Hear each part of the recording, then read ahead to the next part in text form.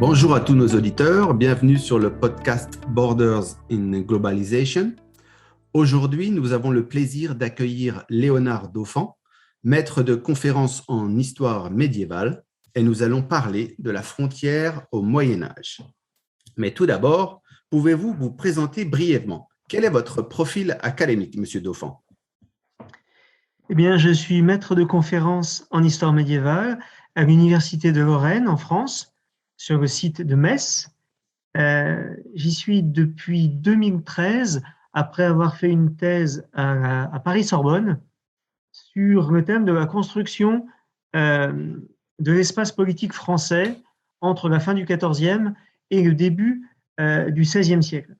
Et puis ensuite, j'ai poursuivi mes recherches, en particulier sur le thème de la frontière et de l'espace vécu, jusqu'à maintenant où je me concentre, en particulier, toujours dans la même période, sur la région où je travaille, l'espace de la Lorraine. Merci pour cette présentation. Vous avez écrit 2 livres, Géographie, ce qu'il savait de la France entre 1100 et 1600, et votre premier livre, Le Royaume des 4 rivières, l'espace politique français entre 1380 et 1515. Pouvez-vous nous dire quelles étaient ou quelles sont les idées générales, les trames générales de ces 2 ouvrages? Je vais bien sûr commencer donc par le premier, par le livre qui est issu de ma thèse, Le Royaume des 4 rivières.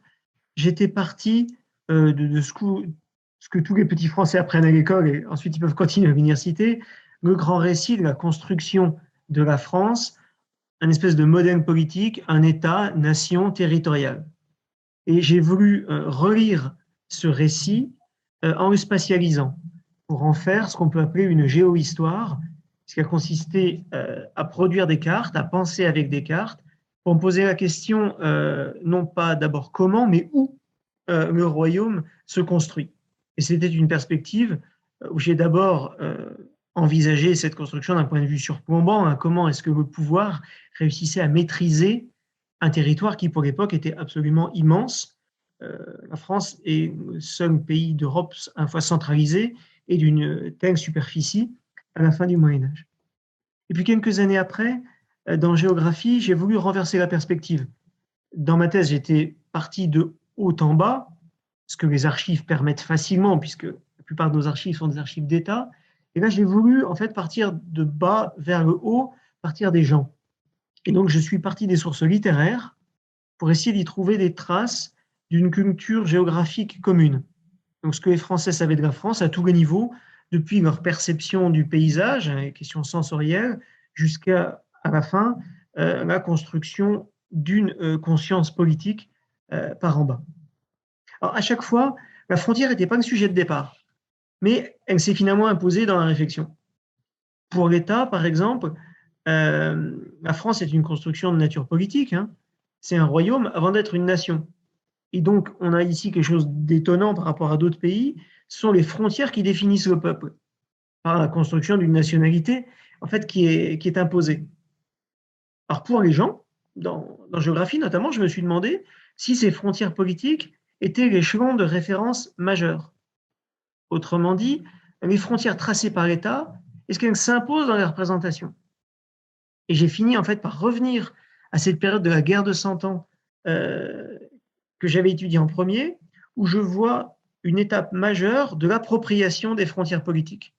Avant, en fait, dans la moitié nord, autour de Paris, dans la vieille France, les gens vivent dans une autre géographie que celle du pouvoir, et en particulier une géographie de la géographie de la langue française. Et finalement, ils sont plus proches de l'Angleterre, où les élites sont francophones, que du midi de la France, où on parle occitan, qui correspond en fait à une langue identique au catalan. Et la frontière vécue est donc linguistique au milieu du royaume. Ça, en fait, Georges Duby l'avait déjà constaté en son temps à propos de l'écho de la bataille de Bouvines. Il disait, voilà, les gens du Sud ne se sont même pas rendus compte que la bataille de Bouvines, en 1214, avait eu lieu. Et il me disait, il y a un mur au milieu du royaume. Et donc, le premier espace des Français a été la francophonie. Et c'est au XVe siècle, finalement, que le territoire français s'est imposé dans la représentation avec ses frontières politiques. D'accord, merci.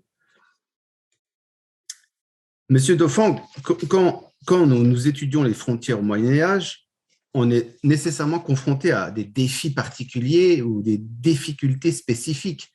Quels sont, de manière générale, ces défis et ces difficultés que l'on rencontre quand l'on veut étudier l'objet frontière au Moyen-Âge?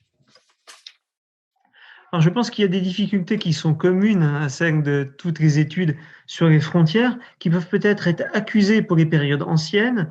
La frontière est un objet à deux faces. C'est aussi un objet à plusieurs échelles. Et donc, on ne peut pas se contenter d'explorer un fonds d'archives ou un type de documentation. Il faut à tout prix pouvoir à la fois varier ces perspectives et aborder toutes les dimensions de la frontière, en fait, qui fonctionnent comme un réseau. Et ça devient délicat quand justement ces fonds d'archives sont très dispersés et que la documentation a beaucoup circulé depuis l'époque étudiée. Et puis, du point de vue de la frontière elle-même, il y a aussi une difficulté spécifique, c'est qu'en fait, son étude questionne la nature même des États médiévaux. Finalement, quelle frontière chercher? J'ai évoqué il y a un instant la question de la frontière linguistique ou politique, mais même quand on étudie la frontière politique, finalement, de quel type de pouvoir parle-t-on? Les grands pouvoirs, les pouvoirs supérieurs de la chrétienté latine, le Royaume de France, mais aussi le Saint-Empire romain germanique ou la papauté, ne se définissaient pas d'abord par un territoire contrôlé, mais par une autorité sacrée. Et donc cette dimension d'autorité, d'auctoritas, peut produire un certain type de frontière, pendant que le pouvoir de contraindre, la potestas, en produisait un autre. On voit ça dans le Royaume de France. Le roi se veut d'abord un roi de justice. Son pouvoir est une auctoritas. Mais quel pouvoir définit la frontière? Est-ce qu'en France, elle naît du contrôle armé, de la fiscalité, ou de la juridiction, c'est-à-dire de l'auctoritas? Et c'est finalement ce qui se passe. Le Royaume de France est défini par l'espace où les Français peuvent faire appel aux tribunaux royaux par-dessus leurs seigneurs. Alors ça veut dire qu'il y a des frontières de la potestas, mais celle qui s'impose, c'est celle de l'auctoritas. Et si on en reste à des définitions postérieures de l'État, on étudie bien une frontière, mais pas forcément celle qui est la plus importante dans l'état d'esprit de l'époque. D'accord. Donc, pour parler des frontières médiévales, vous avez donc parlé dans un premier temps de l'importance des frontières linguistiques, et là, l'importance des frontières, on va dire, imposées par ce que vous appelez l'autoritas. Hein. C'est les deux types de frontières qui ressortent dans votre analyse. Hein. C'est ces frontières linguistiques qui ont joué un rôle et aussi ces frontières de l'autoritas.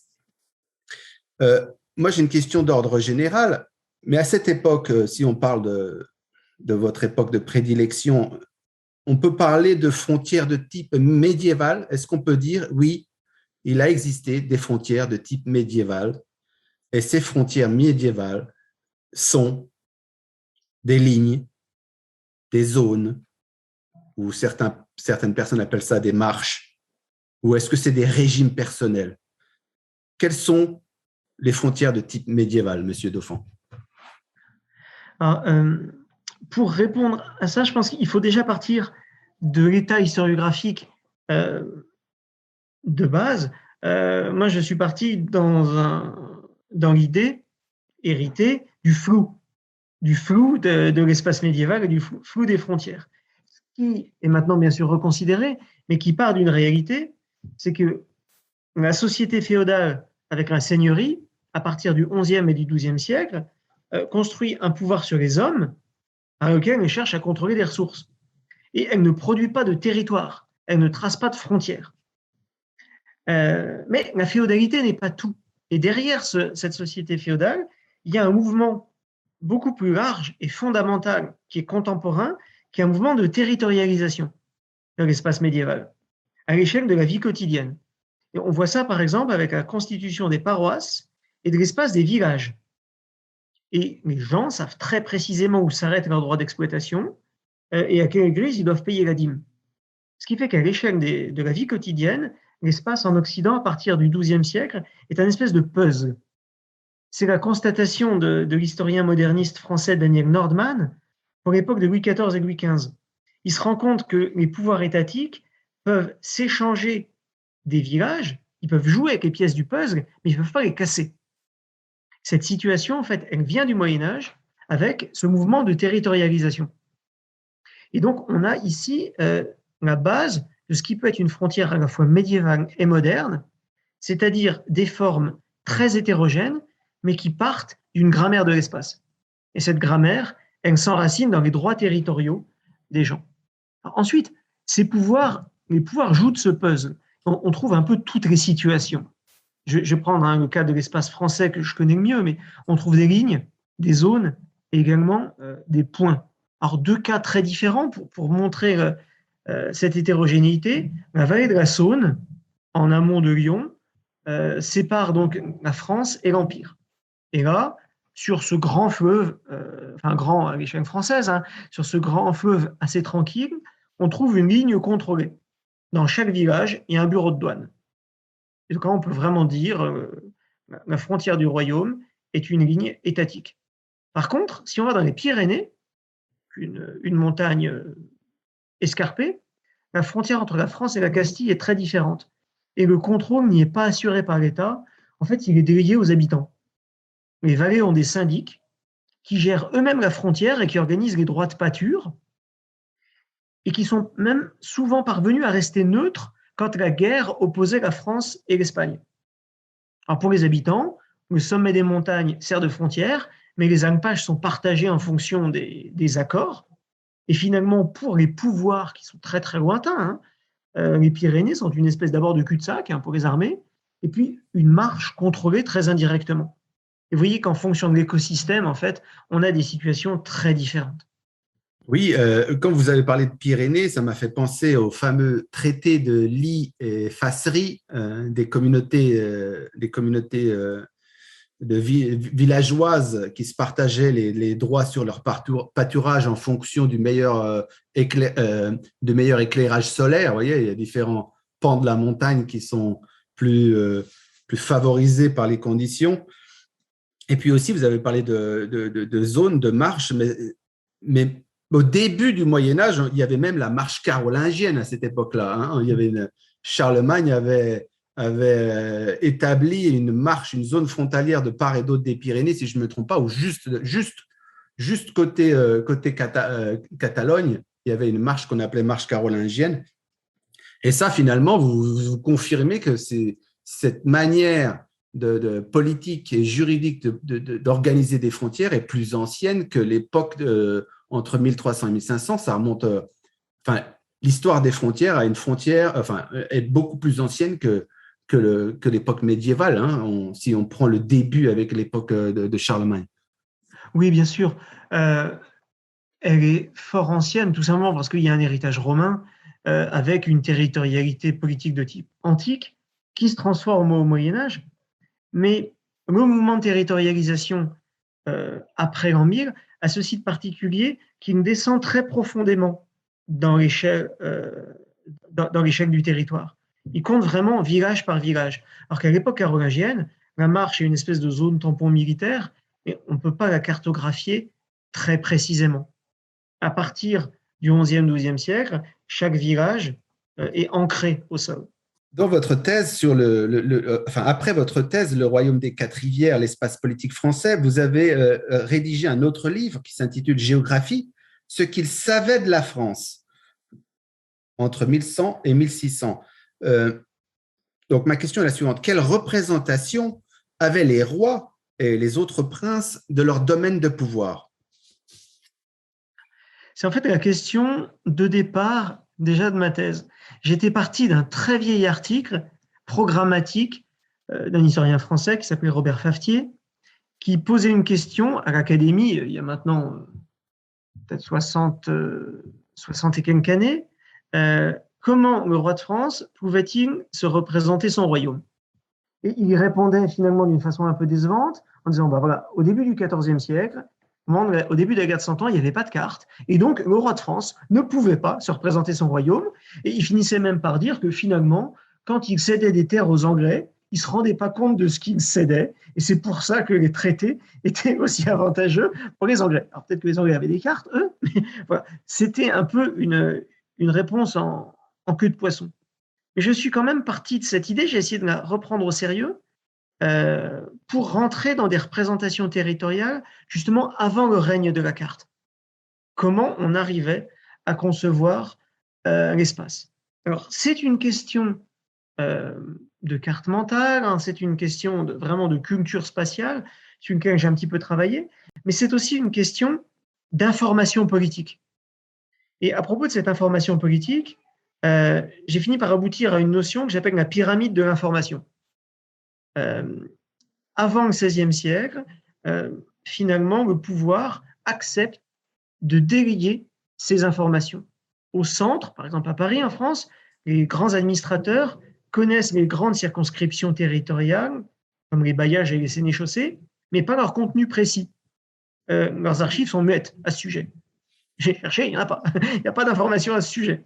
Quand on descend à l'échelle régionale, les administrateurs régionaux comme les baillis, eux connaissent les villages de leur bailliage, mais ils sont loin de connaître les limites de ces villages et donc le tracé précis de la frontière. Ensuite, quand on descend à l'échelle locale, justement dans les villages, par exemple ceux de la frontière, les gens du peuple sont dépositaires de la mémoire des confins, et c'est une mémoire qui n'est attestée à l'écrit en fait que par des enquêtes très très ponctuelles. Et donc chaque niveau de pouvoir se repose en confiance sur le niveau inférieur. Et justement, ce qui change avec l'époque moderne, c'est que les États, désormais, croient qu'ils ont besoin de savoir directement. Et ils cherchent à transgresser cette pyramide et les enquêtes directes se multiplient. C'est ce qu'on voit par exemple dans le cas de la Toscane avec la belle thèse d'Antonio Stoppani sur l'invention des frontières en Italie avec une documentation extraordinaire que nous n'avons pas au Moyen-Âge. Non pas que les frontières étaient plus floues, mais les États étaient moins gourmands en information. Ça ne veut pas dire d'ailleurs que dans certains cas, il n'y a pas au Moyen-Âge la volonté de créer de la frontière et d'avoir une information directe. On peut prendre le cas du Dauphiné. En 1355, le roi de France achète le Dauphiné. En fait, c'est une principauté en état de faillite. C'est un espèce d'État failli du Moyen-Âge. Il a fait la guerre pendant 80 ans contre la Savoie et il a été ruiné. Donc, le roi de France l'achète parce qu'il n'y a plus d'autre solution. Et au traité de Paris en 1355, il assure la paix avec la Savoie par des échanges territoriaux radicaux et par une frontière qui est établie de manière autoritaire et linéaire. C'est une ligne simple qui s'appuie sur les lignes de crête des Alpes, sur les cours d'eau. Et finalement, ce tracé de la frontière et la documentation qu'on a après, c'est un modèle de construction d'une frontière par en haut. Mais c'est un modèle. Les spécialistes du Dauphiné, Anne Le Monde, dit que c'est un laboratoire politique. Mais d'autres segments frontaliers, eux, ne bénéficient pas de ces expériences. Et là, on en reste à la pyramide de l'information.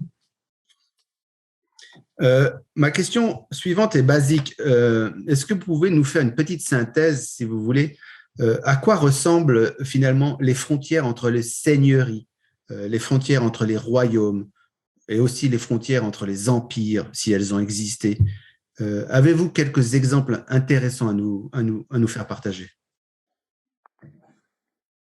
Alors, ça pose la question, bien sûr, des moyens de délimitation des frontières. Vu d'aujourd'hui, les États médiévaux ont des moyens très limités. Et donc, je vais d'abord répondre par la négative, de façon un peu déceptive. Les bornages artificiels et les bornages généraux sont rares, tout simplement parce qu'ils sont coûteux, ils sont difficiles à entretenir. Quant à la militarisation des frontières, évidemment, elle se limite à quelques points de grande tension, mais c'est assez rare. Plus souvent, par exemple, dans le cas au fait aussi bien des royaumes que des empires, on fixe par écrit un bornage déclaratif. C'est-à-dire qu'on déclare que tel élément du paysage sert de marqueur à la frontière, que tel arbre, telle maison, tel rocher porte, par exemple, la frontière entre le Dauphiné et la Savoie, deux principautés, ou bien entre le royaume et l'empire, deux grandes constructions étatiques. Évidemment, le problème de ces marqueurs paysagers, c'est qu'ils ne sont pas durables. Hein, donc, ça sert le temps d'une génération. Et puis, quand la maison est détruite, on refait une enquête en se demandant où passait, par exemple, la maison de Michel Rosier, entre le Dauphiné et la Savoie. Je ne sais pas où elle était. Elle a disparu, bien sûr. Les bornages généraux, ils sont extrêmement rares. J'en connais un cas attesté entre le Forez et l'Auvergne, donc deux seigneuries du Massif central, qui ont borné des alpages au XIVe siècle. On n'a retrouvé aucune borne. Ça a été totalement effacé. Donc ces bornages généraux sont rares, mais ils font partie de l'imaginaire. Par exemple, c'est le cas entre la France et l'Empire. Entre la France et l'Empire, donc les deux grandes puissances de l'Europe de l'Ouest, il n'y a en fait aucune délimitation étatique. Mais pour les gens, pour les riverains, c'est incompréhensible. Ils sont persuadés qu'une frontière aussi importante a dû être marquée par les pouvoirs. Et donc, ils vont inventer un bornage imaginaire. Le roi de France et l'empereur se sont déjà rencontrés, et on imagine qu'à l'occasion de leur rencontre, toute la frontière a été bornée. Et donc, dans les enquêtes, on voit que les gens inventent des bornages, par exemple, par surinterprétation. Une borne d'intérêt local est prise pour un bornage d'État. Ou encore mieux, on imagine que des bornes existent dans le lit des 4 rivières frontières au fond de l'eau. Par exemple, des bornes de métal, des bornes de bronze. Les enquêtes nous parlent de ça et évidemment, personne ne les a jamais vues, mais on connaît quelqu'un qui les a vues. Et c'est attesté partout, dans l'Escaut, dans la Meuse, dans la Saône. Les gens vivent avec finalement une présence rassurante de ces bornes. Elles jouent un rôle mythique. Le mythe, c'est le discours explicatif. Hein. Ce n'est pas une légende absurde. Le mythe a une vraie importance sociale. Ici, attester de la frontière, que l'État ne marque pas par lui-même, les gens ne peuvent pas comprendre que l'État ne le marque pas. Et donc, on vit avec ce bornage imaginaire. Alors ça, c'est quelque chose d'assez étonnant. Dans le concret, plus souvent, la matérialisation est limitée à un point de circulation. Par exemple, sur la grande route, à l'endroit où on change de pays. C'est ce que, dans mon jargon personnel, j'appelle un seuil.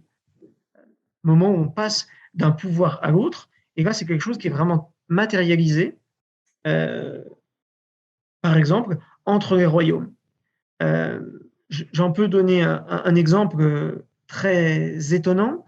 Sur la grande route de Paris vers la Flandre, donc le grand axe de circulation de l'Europe médiévale, entre le domaine royal et les principautés des Pays-Bas, il y a un grand péage qu'on appelle le péage de Bapaume. Il est matérialisé par un arbre frontière qui s'appelle le tronc béranger. Ce tronc béranger, il est attesté du XIe au XVIIIe siècle. Alors, au XVIIIe, l'arbre était mort, hein, bien sûr, mais le tronc était encore attesté. Et il y a en fait une légende de ce tronc béranger extraordinaire. Au XVe siècle, c'est une légende étatique. Les officiers des péages expliquent que c'est l'ancêtre du duc de Bourgogne qui a tué des brigands, le chef de ces brigands s'appelant Béranger. Et c'est parce qu'il a sécurisé la route, après avoir rasé la forêt, que le péage existe. Et ce qui est très amusant, c'est qu'en fait, cette légende, ce ne sont pas les officiers du duc de Bourgogne qui l'ont inventée, elle vient d'une vie de saint qu'on peut retrouver dans les Acta Sanctorum au XIIe siècle.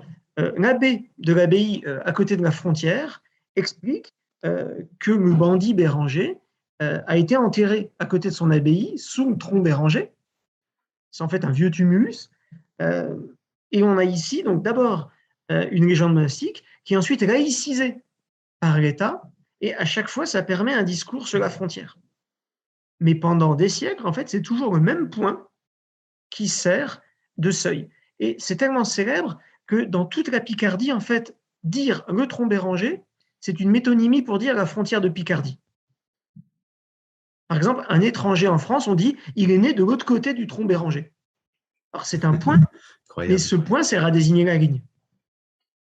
Eh ben, alors, je suis ravi de l'apprendre, je ne connaissais pas cette belle anecdote, fantastique anecdote.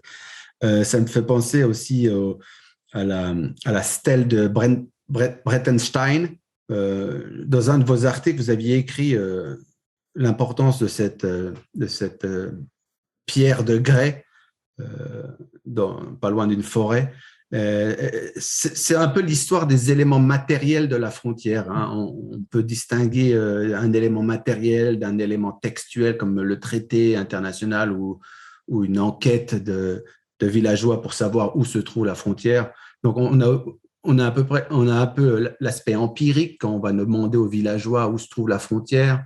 On a un peu l'aspect juridique dans les traités, dans les conventions, et puis on a l'aspect de l'élément matériel qui a par lui-même cet élément matériel, que ce soit un tronc comme le tronc Béranger ou la pierre du Brettenstein, ils ont aussi leur propre histoire dans l'histoire de la frontière. Et évidemment, ils servent à fixer. Le Breitenstein, à l'origine, c'est un menhir. Le tronc Béranger, c'est un tumulus protohistorique. Et il faut que la frontière passe sur ces éléments qui sont prestigieux dans le paysage. Exactement. Non, c'est ça, c'est exactement ça. Vous aviez fait un parallèle, Monsieur Dauphin, sur les routes, l'importance des itinéraires, l'importance des routes au Moyen Âge, et notamment aussi l'importance de la douane. Douane et frontières sont intimement reliées, mais elles peuvent être aussi séparées. La douane peut être à l'intérieur du territoire. Est-ce que vous pouvez nous dire un mot sur l'importance des contrôles sur les routes ou des contrôles sur les trajectoires, et notamment avec cet aspect de douane? Alors effectivement, quand on parle de douane, on renvoie à la potestas. Dans le Royaume de France, par exemple, la frontière de la potestas ça, est fixée souvent avant les grandes principautés transfrontalières. Par exemple, entre la Champagne et les États lorrains, alors que la frontière de l'autoritas est plus loin, sur la Meuse. Mais bien sûr, le fait que cette frontière de la douane soit contrôlée joue un rôle important. Alors, la douane naît tardivement en France par rapport à d'autres États européens. Le grand modèle politique ici, c'est les États espagnols, l'Aragon, la Castille.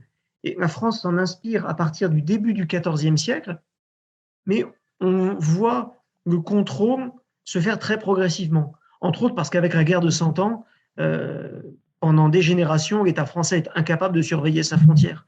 En fait, la vraie frontière, la frontière de guerre au milieu du royaume. Mais à la fin du XVe, on voit apparaître, les premières mentions finalement de prise de conscience de la douane. Récemment, j'ai étudié comme ça une chanson qui date du toute fin 15e ou tout début 16e, qui est une chanson très connue, La Péronnelle. As-tu vu La Péronnelle? C'est l'histoire d'une fille qui va partir avec les soldats, qui sauve de chez elle, et puis ses frères lui courent après. Et elle se déguise en page pour passer le Dauphiné. Ça veut dire une chose, c'est-à-dire que quand les soldats ils passent la frontière entre le royaume et le Dauphiné pour aller conquérir l'Italie, hein, en fait, il y a des gens qui surveillent la frontière. Et les officiers du roi, s'ils voient une fille au milieu des soldats, ils lui disent non, non, non, non, toi, tu rentres chez toi. Et là, on voit comme ça dans la culture comment finalement la frontière est en train de se transformer en un objet, en un lieu où les gens rencontrent l'État. Auparavant, c'était pas du tout évident. Vous avez fait une mention sur la guerre de Cent Ans. Et la guerre de Cent Ans, ça fait aussi référence à Jeanne d'Arc. Brièvement, vous avez une idée de la notion de frontière à l'époque de Jeanne d'Arc? Pour elle-même, déjà, c'est un cas particulièrement intéressant, puisque les érudits français, pendant longtemps, se sont écharpés pour savoir quelle était sa nationalité. Est-ce qu'elle était française? Est-ce qu'elle était lorraine? Est-ce qu'elle était champenoise? Et en fonction de l'origine de l'érudit, bien sûr, la réponse était différente. C'est un cas très intéressant. Un des premiers à écrire une description du royaume en français au XVe, Gilles Le Bouvier, dit qu'elle vient des marches de Lorraine. C'est comme ça qu'il appelle son pays, les marches de Lorraine. Donc c'est un territoire de marche, et en même temps, c'est dans le royaume de France. Donc c'est un territoire où finalement l'espace vécu est complexe. Les gens de la vallée de la Meuse appartiennent à plusieurs ensembles géographiques. Quand Jeanne va voir un prince, elle va voir le duc de Lorraine. C'est le prince de son pays. Mais par contre, du point de vue de la mythologie politique, des croyances politiques, évidemment, elle est complètement dans cette religion royale qui vénère le roi de France. Donc ça marche des deux côtés. Il y a des délimitations et en même temps, ici, une zone de rencontre assez intéressante, qui montre finalement la frontière du royaume est un type de frontière, mais il n'est pas unique. Excellent. Une question générale pour nos auditeurs. Comment la forme de la frontière a-t-elle évolué dans le temps?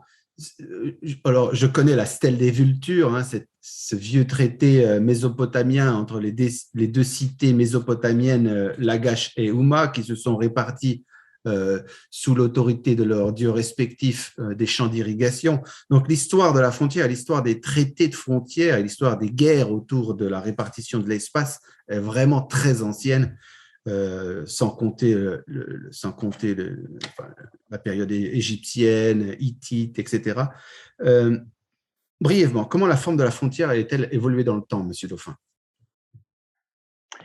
Alors, je ne vais pas remonter aussi en amont que Babylone, bien sûr. Je vais plutôt aller en aval. Par rapport à ce que nous connaissons, justement, de la frontière des États, et des États, on va dire, indépendants, sous une forme moderne, on va dire, de type westphalien. La frontière médiévale est en rupture avec cela, et on peut se poser la question, justement, comment la frontière médiévale est devenue, entre guillemets, la frontière des États exclusifs. Et on peut souligner le rôle des rois du XVIe, en particulier de François Ier et Charles Quint. C'est sous Charles Quint et François Ier, au moment des grandes luttes entre la France et l'Empire, que le royaume de France, finalement, voit la définition de son pouvoir se modifier. Le roi, qui était un roi de justice, va devenir un roi de guerre. Et pour moi, quelque chose de fondamental qui marque en fait la fin du Moyen-Âge du point de vue de la frontière, c'est le moment où le royaume de France perd la Flandre et l'Artois, qui étaient des grandes principautés qui étaient sous hommage du roi de France. Donc on pouvait y faire appel à la justice du roi, mais elles appartenaient à l'archiduc d'Autriche. Donc c'était des territoires de double fidélité. Or, elles sont perdues après 1529. Ça veut dire que la frontière judiciaire de la France s'aligne sur la frontière militaire. À ce moment-là, on a une réduction des zones de double fidélité. Elles ne disparaissent pas complètement, mais elles sont beaucoup moins nombreuses. Ce qui fait que l'époque des traités de Westphalie me paraît être le point d'aboutissement de cette évolution commencée au XVIe siècle. Au Moyen-Âge, les États étaient liés par des dépendances, par des coopérations, bien sûr par de la compétition, mais c'était vraiment des entités connectées qui fonctionnaient en réseau. Et les frontières elles-mêmes fonctionnaient en réseau. Alors qu'à partir de la deuxième moitié du XVIIe et jusqu'au XXe siècle, en fait, jusqu'à la globalisation, vous connaissez mieux que moi, les États ont eu tendance à se concevoir de plus en plus comme des entités isolées, séparées par une seule frontière, et non pas par des faisceaux de frontières. Et je pense que c'est vraiment à partir de François Ier et Charles Quint que la potestas a commencé à dévorer l'auctoritas et à devenir finalement la frontière majeure, la frontière de la puissance armée. Alors bien sûr, sur le terrain, il y avait des segments de frontières qui étaient linéaires et symétriques, avec deux États symétriques, dès le Moyen-Âge. Et parfois, ils n'ont pas bougé. Si on revient sur le Dauphiné et la Savoie, donc dans la montagne de Chartreuse, eh bien, la limite de 1355, c'est toujours aujourd'hui la limite entre les départements de la Savoie et de l'Isère. Alors bien sûr, la délimitation n'est plus une délimitation d'État, mais le tracé est demeuré. Ce qui fait qu'ici, la forme moderne de la frontière a été inventée au XIVe siècle. C'est rare. Ailleurs, les limites étaient ponctuelles, c'était des seuils, ou bien elles étaient gérées par des communautés locales. Ça a été remis en cause par les États contemporains, mais souvent, de manière étonnante, très tardivement. Si on reprend le cas des Pyrénées, avec ces traités de fasserie ou passerie, eh bien, la frontière franco-espagnole, elle a été bornée sous Napoléon III dans les années 1860. C'est quand même très tardif. Et il reste quand même un tout petit vestige de cette neutralité transfrontalière dans les Pyrénées. C'est la principauté d'Andorre, qui est un ancien paréage entre deux seigneurs. Et la principauté d'Andorre aujourd'hui est souveraine, mais elle a gardé ses deux princes, ses deux coprinces, un évêque catalan, et puis une présidente de la République française. Et on a ici un exemple de l'adaptation de ce type de frontière médiévale jusqu'à nos jours. Fantastique, merci M. Dauphin. Et vous avez fait un parallèle que je prends au vol sur les frontières en réseau. Donc, cela voudrait dire que les frontières pré-modernes, les frontières médiévales dans toute leur complexité, pourraient être un exemple ou une illustration de ce qui se passe aujourd'hui avec la globalisation, une démultiplication de différentes frontières juridiques de l'État ou non juridiques ou même non étatiques. Ce modèle que vous avez exprimé, cette frontière en réseau, pour vous, est-ce que cette expression pourrait aussi convenir pour décrire la complexité des frontières à l'heure de la globalisation? Je crois qu'il y a de nombreux points d'accroche et on peut comprendre une situation à partir de l'autre et, et dans les deux sens. Pour moi, ça a été une découverte aussi quand j'ai commencé à travailler la cartographie de ces frontières. Euh, Quand on fait de la cartographie, on a un peu le nez sur la ligne qu'on étudie et de temps en temps, on prend un peu du champ et on change d'échelle. Et je me suis rendu compte que telle ligne frontière qui était imposée par l'État, en fait, était séparante pour les gens, les riverains, mais pas du tout pour l'État qui, en fait, intervenait à une autre échelle de l'autre côté. Et donc, on a ici un double discours des États qui se réservent le droit d'intervenir de l'autre côté de la frontière qui me trace. Et ça, par exemple, eh bien, c'est exactement ce qui se passe. C'est ce qui se passe, par exemple, pour l'Union européenne. Il y a plusieurs territoires d'action, donc qui tracent des frontières, qui bloquent les gens ou qui laissent passer les marchandises comme elles veulent, mais qui se réservent le droit d'intervenir d'autres manières. Euh, et donc, on a ici des éléments d'accroche. Et ces frontières, elles ne sont évidemment pas seulement juxtaposées, elles ne forment pas seulement des lignes parallèles, elles forment des réseaux, elles sont reliées, puisque quand on vit au milieu ou quand on les traverse successivement, et bien sûr, ça prend son sens. Euh, on a ici des pouvoirs qui sont tout simplement connectés les uns aux autres, qui ne se terminent pas de manière abrupte. Et finalement, ce que ça m'a appris, c'est que l'imaginaire du mur est en fait un imaginaire souvent complètement erroné. Une frontière ne ferme jamais, elle connecte et elle permet à certains pouvoirs finalement de gérer des étrangers de plus en plus éloignés ou de plus en plus proches, mais elle n'enferme pas un territoire. Ça me fait penser à ce concept de limes romain qui était à la fois aux marges de l'Empire, mais aussi limes vient, son étymologie du mot limes vient du mot limite, qui, le mot limite signifie le mot chemin. Donc, plus on revient, plus on rentre dans l'étymologie du mot limite qui correspond aux frontières, plus on se trouve entre l'ambivalence de la limite qui sépare et du chemin sur lequel on se promène.